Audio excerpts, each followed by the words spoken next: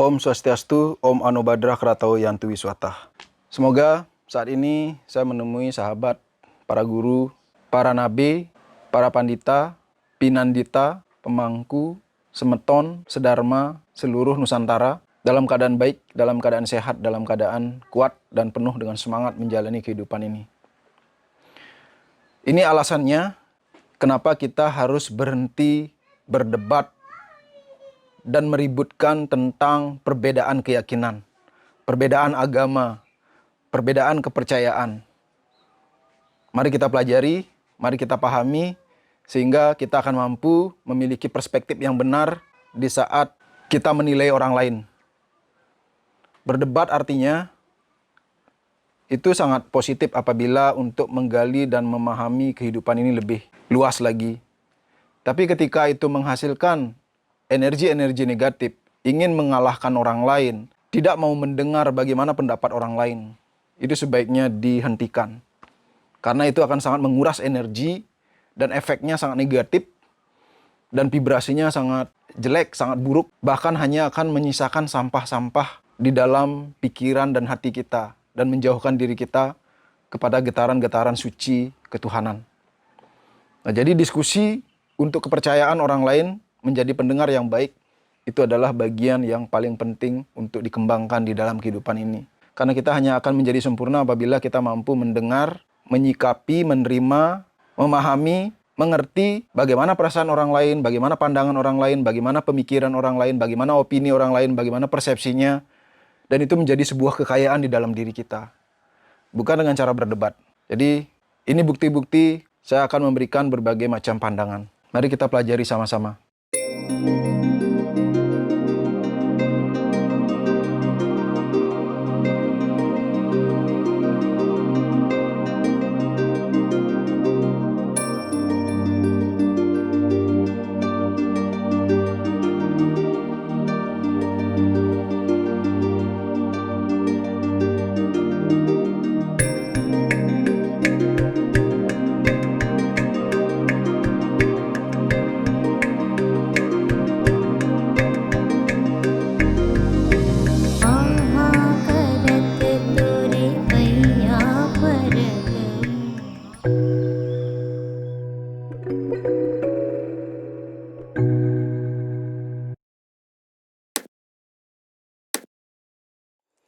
Alasan yang pertama yaitu Tuhan bersifat imanen dan transenden. Imanen dan transenden. Artinya nyata dan tidak nyata. Sifatnya material dan juga spiritual. Namun apapun pembahasan yang kita berikan tidak akan pernah mampu mendeskripsikan keberadaan, keagungan, dan kemahakuasaan Ide Sang Yang Widi Wasi atau Tuhan Yang Maha Kuasa. Sifat Tuhan itu imanen dan transenden. Jadi tidak bisa kita memperdebatkannya karena tidak bisa pikiran kita, pribadi kita tidak akan pernah mampu untuk mendeskripsikan semuanya itu. Nah, jadi video sebelumnya saya sempat membahas tentang 5 lapisan tubuh di dalam diri kita. 5 lapisan yang ada di dalam tubuh kita. Ada Annamaya Kosa, ada Pranamaya Kosa, ada Mano Maya Kosa, ada Wijnana Maya Kosa, dan juga Ananda Maya Kosa. Nah, jadi masing-masing lapisan ini adalah juantahan dari lapisan-lapisan alam semesta. Karena Buana Alit dan juga Buana Agung itu memiliki korelasi yang sangat erat. Karena Tuhan Yang Maha Kuasa adalah dalang dari kehidupan yang berada di luar jangkauan dan juga di luar dualisme di dalam kehidupan ini. Nah, jadi untuk memahami beliau, kemahakuasaannya, kemahaagungannya, kemahaadilannya, kemahakasihnya, beliau Yang Maha Kuasa mengejuantahkan dirinya dalam bentuk kitab suci. Kitab suci ini diperuntukkan untuk semua zaman. Zaman yang tak terbatas. Jadi di dalam Hindu, di dalam ajaran yoga ada 4 zaman. Jadi kitab suci ini memang diperuntukkan untuk 4 zaman itu. Itu.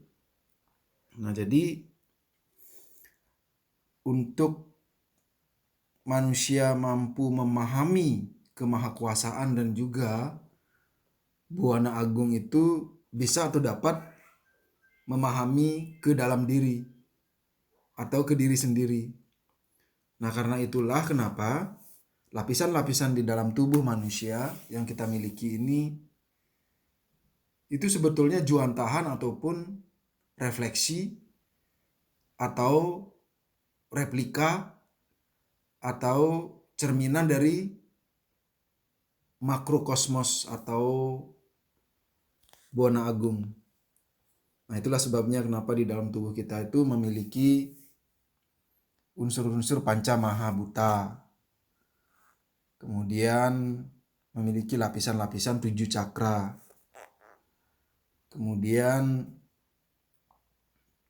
lapisan-lapisan tersebut terdiri dari skala maupun niskala. Nah, di dalam tubuh kita terdiri dari skala maupun niskala. Untuk memahami yang maha kuasa atau Tuhan itu imanen, pahami tubuh fisik kita, tubuh skala kita. Untuk memahami Tuhan yang maha kuasa itu adalah transenden, pahami diri kita sejati, sang diri sejati yang ada di dalam, energi-energi yang menggerakkan, yang menjadikan diri kita itu hidup. Itu. Nah, makanya kita akan mempelajari sedikit mengupas tentang bagian terkecil dari makhluk hidup adalah sel. Nah, satu sel ini terdiri dari beberapa bagian di dalamnya. Termasuk inti sel yang disebut dengan nukleus, dinding sel, dan juga cairan sel. Sel yang sekecil itu pun ada cairan di dalamnya, ada air. Karena manusia itu adalah 70-75% adalah air. Itu. Jadi sama seperti bumi ini. Bumi yang kita pijak saat ini adalah ya kurang lebih sekitar antara 70-75% adalah air. Gitu. Jadi hampir mirip-mirip. Nah, jadi agar manusia ini memiliki manual, memiliki kitab suci, beliau mengejawantahkan dirinya dalam bentuk kitab suci, dalam bentuk manual yang disampaikan melalui suara niskala yang didengar dan disampaikan melalui orang suci di zaman dulu. Nah, kalau misalnya berbicara tentang sel manusia dibentuk antara 30 sampai ratusan triliun sel di dalam tubuh kita, tergantung sebagaimana besar, berat, dan tinggi termasuk umur dari manusia itu sendiri. Nah, di dalam ajaran yoga itu dibahas dari inti sel ini. Sedangkan kitab suci saja bagi yang maha kuasa atau Tuhan itu sendiri, kitab suci itu terbatas. Jadi cabang ilmu yang membahas tentang buana agung atau alam semesta yaitu kosmologi. Jadi ilmu tentang asal-usul dan bentuk dari alam semesta. Dari dulu orang selalu mencari jawaban. Apa sih sebenarnya alam semesta ini? Mengapa kita ada di sini? Adakah arsitek atau dalang dari semua ini? Adakah master plan di balik alam raya ini? Apakah yang kita sebut kenyataan? Apakah alam ini nyata atau semu? Apakah penyusun alam semesta ini? Apakah Tuhan itu penciptanya? Hari ini dalam dunia sains terjadi debat sengit antara orang yang percaya pada Tuhan dan juga melawan orang yang percaya Tuhan itu tidak ada. Nah, jadi perdebatan ini memang sudah ada sejak dulu. Tapi ketika perdebatan itu menjadi sebuah penghinaan, hujatan, serangan, ini yang tidak sehat. Nah, jadi melalui video ini saya menyampaikan agar perdebatan, diskusi, dan juga memperkaya diri itu yang menjadi muara atau target atau tujuan dari sebuah perdebatan. Jangan menyerang ataupun mengkerdilkan, berusaha untuk menjadikan orang lain itu merasa terpojokkan atau merasa disalahkan. Itu. Nah, apa benar Tuhan itu diam saja sama tidak aktif mengerjakan apa-apa di dunia? Atau kita yang sebetulnya tidak tahu cara kerjanya Tuhan? Kalau Anda berdebat melawan para ahli sains dan ateis, Anda bisa kelimpungan menjawabnya. Jawaban untuk semua pertanyaan itu ada dalam spiritualitas. Nah, melalui video ini menyampaikan kira-kira bagaimana korelasi dari semuanya itu. Bagaimana alasan dan juga bukti-bukti bahwa kita memang pantas untuk tidak terlalu banyak memperdebatkan hal-hal yang tidak terjangkau oleh alam kecil yang kita miliki ini. Ketika kita berbicara tentang Buana Alit dan Buana Agung, Buana Alit seperti yang sudah saya jelaskan adalah melalui dengan memahami tubuh kita sendiri yang memiliki beberapa lapisan. Ketika berbicara tentang Tuhan, kita tidak terlepas dari berbicara tentang diri kita sendiri dan juga alam semesta ini. Dan itu pun masih sebagian kecil, sangat kecil dari apa sebetulnya yang Maha Kuasa itu atau Tuhan itu sendiri. Seberapa besarkah alam semesta? Penemuan modern memperluas wawasan kita dan menunjukkan betapa kecilnya kita dan betapa planet ini sangat besar untuk manusia. Nah, kalau misalnya kita berpikir ya, kita menghitung dari sini ke Amerika gitu misalnya, ke New York, yang dari kita berada persis di balik bulatan bumi ini. Beda waktunya mungkin sekitar 12 jam lah. Jadi kita perlu paling tidak 18-20 jam untuk naik pesawat. Sangat lama. Padahal dengan kecepatan minimal minimal seminimal-minimalnya 500-600 km per jam. Cobalah kita perluas sedikit jangkauan kita. Planet besar yang bernama Bumi ini adalah titik sangat kecil dalam tata surya. Matahari yang nampak kecil dilihat dari bumi memiliki garis tengah lebih dari 100 kalinya bumi. Bahkan secara Weda, secara yoga, itu diperkirakan 108 kalinya bumi. Ya, bumi kita ini amat sangat kecil dalam tata surya. Jika seandainya tata surya luasnya selapangan basket, matahari hanya seukuran bola tenis dan bumi seukuran kelereng. Nah, jadi kurang lebih contohnya seperti itu. Sisanya adalah ruang kosong. Namun, tata surya itu sendiri hanyalah satu dari sekian, mungkin miliaran sistem tata surya yang lain. Matahari hanya satu dari 200 miliar bintang dalam galaksi Bima Sakti. Sekali lagi ya, saya sampaikan, matahari hanya salah satu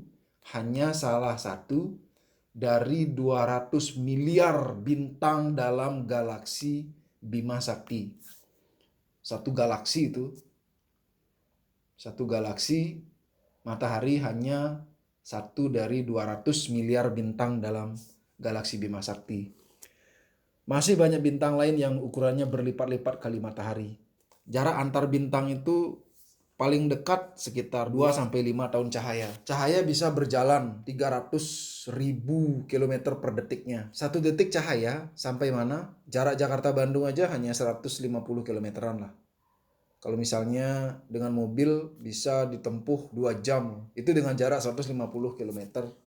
Pastinya satu detik cahaya sudah jauh sampai ke luar bumi. Dalam 1 tahun, cahaya akan menempuh jarak 300.000 km dikali 60 detik, kemudian dikali 60 menit, kemudian dikali 24 jam, dalam 24 jam, kemudian dikali 360 hari. Itulah 1 tahun cahaya, itu baru 1 tahun. Sudah tidak terbayangkan oleh akal kita, bahkan kalkulator dagang udah nggak nyampe itu. Berapa angka yang bisa dihasilkan. Dan hasilnya 9.331.200.000.000. Jarak antar bintang minimal 20 triliun kilometer. Dan jika Anda naik pesawat jet yang paling cepat dengan kecepatan 1000 km per jam, Anda perlu waktu 20 miliar jam untuk sampai ke satu titik bintang terdekat. Jadi kelompok bintang yang disebut galaksi Bima Sakti itu sangat besar. Lebarnya ratusan ribu tahun cahaya. 1 tahun cahaya adalah 9 triliun kilometer. Jadi berapa jika dikalikan lagi dengan 100.000? Matahari kita ini hanya satu titik kecil di antara 200 miliar titik lain di galaksi super raksasa ini. Dan untuk mencapai satu titik yang lainnya, kita perlu waktu 20 miliar jam naik pesawat jet. Tapi apakah galaksi Bima Sakti ini adalah seluruh alam semesta? Dan ternyata bukan. Jadi penemuan mengatakan galaksi Bima Sakti yang super besar ini ternyata adalah hanya satu titik kecil dalam alam raya. Mungkin hanya 1/1000 dari ukuran alam semesta. Masih banyak galaksi-galaksi lain yang ukurannya lebih besar dari galaksi Bima Sakti. Galaksi Bima Sakti termasuk satu dari sekian galaksi. Jadi alam semesta itu berapa lebarnya? Dari yang tampak dan terukur saja lebarnya diperkirakan paling sedikit 1-2 miliar tahun cahaya. Coba dikalikan dengan 9 triliun. Dan Anda akan mendapatkan angkanya dalam kilometer, yaitu 9 miliar triliun kilometer lebih. Jadi sungguh angka yang sangat fantastis untuk satu buah alam semesta. Satu buah alam semesta. Ya kan?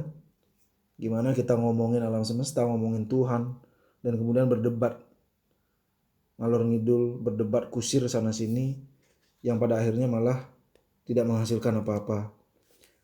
Bahkan para fisikawan dan pakar matematika menyimpulkan dan meramalkan bahwa alam semesta yang kita pijaki ini, alam semesta kita ini hanyalah satu dari sekian kemungkinan alam semesta yang lain. Alam semesta kita ini hanyalah satu alam semesta yang ada. Masih tidak terbatas lagi alam semesta dan dimensi-dimensi alam yang lain ada di sekitar kita. Itulah sebabnya kita betul-betul perlu revolusi pemikiran tentang Tuhan dan alam semesta. Kemudian pertanyaannya, seberapa besar dan agungnya Tuhan sehingga Dia bisa membuat dan memelihara alam semesta ini? Kalau surga, Firdaus, atau nirwana itu ada, maka berdasarkan hukum gravitasi yang terbukti, surga haruslah terletak di pusat semua supergalaksi di atas. Masanya harus besar sekali, supaya gravitasinya harus lebih kuat dari semua alam raya ini. Alam yang harus bisa dipegang lebarnya 1 miliar tahun cahaya. Jadi ketika pandangan kita mengaku mengajarkan tentang adanya Tuhan, terus agama-agama, keyakinan-keyakinan, kepercayaan-kepercayaan kita, ukuran-ukuran ketuhanan yang diajarkan sekarang ini sungguh-sungguh sangat primitif sebetulnya, kecil dan miskin dibanding ukuran alam semesta yang sesungguhnya. Seberapa besarnya Tuhan yang mencipta satu alam semesta dengan lebar 1 miliar tahun cahaya?